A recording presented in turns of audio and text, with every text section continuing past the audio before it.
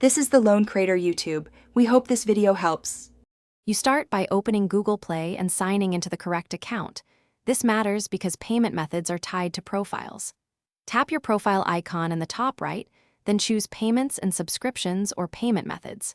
Once there, take a moment to confirm which card or method is listed as primary. If you have multiple methods, note which one you plan to remove. Make sure your device has internet access so changes sync immediately across services.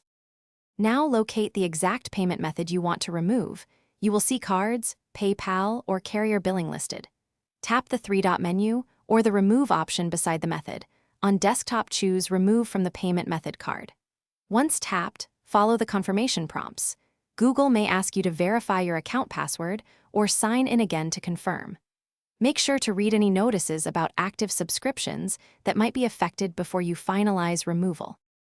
After confirming removal, verify the method no longer appears in your payment list. That indicates success.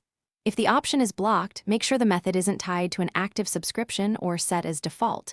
Change those first, then remove. If issues persist, sign out and back into your Google account, clear the Play Store app cache, or try removing the method from Play.